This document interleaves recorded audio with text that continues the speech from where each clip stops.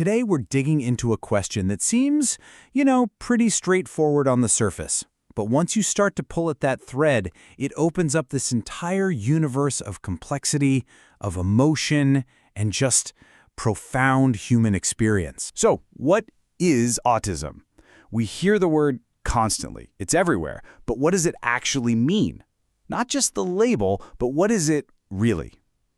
Okay, let's get into it. We're going to start where pretty much every explanation starts, with that official clinical definition. But just so you know, we are not going to be staying there for very long. And there it is, straight out of the DSM-5, the big book that clinicians use.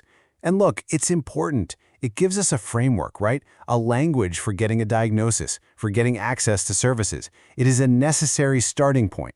But that's all it is, a starting point. This just nails it, doesn't it? It perfectly explains the problem. The clinical definition, that's just the frame. The actual picture, the real, messy, beautiful, complicated, lived experience of autism, that's everything inside the frame. The diagnosis tells you that someone is autistic.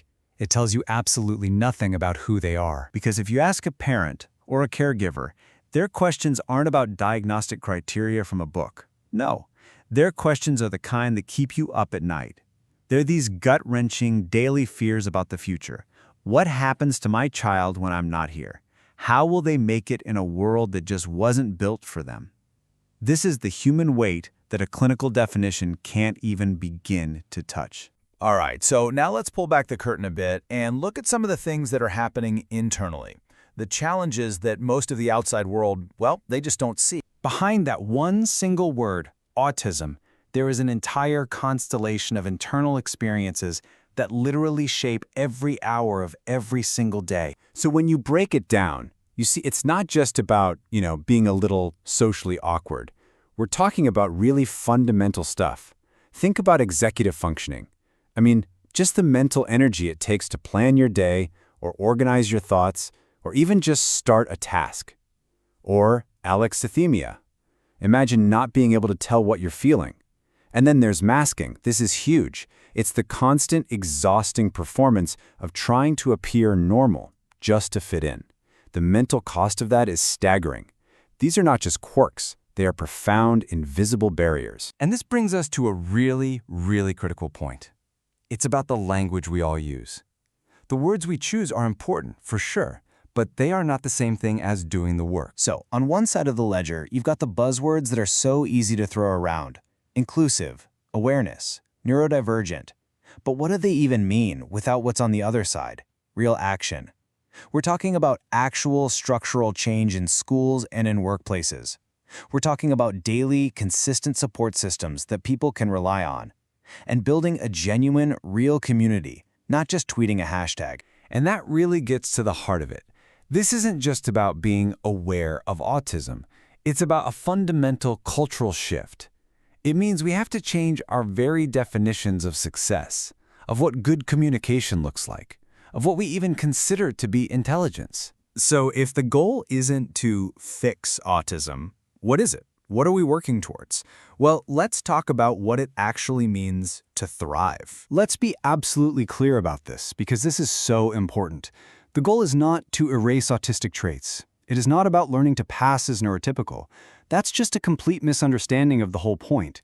Thriving is about building a good life that honors who the person actually, truly is. And you know what? Thriving might look a lot different than what our culture usually celebrates.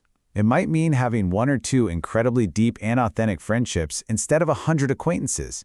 It might look like a quiet, predictable daily rhythm that brings a sense of calm, or having a job that actually values your unique skills and makes space for your needs. It's all about building a life of dignity and purpose, but on your own terms. When you boil it all down, this is it. This is the feeling. This quiet, powerful sense of thriving. It's knowing that you belong. Not in spite of being autistic, but being valued for exactly who you are. Okay, so this brings us to our final and honestly our most important section. This is about our shared responsibility in all of this. So let's just be crystal clear.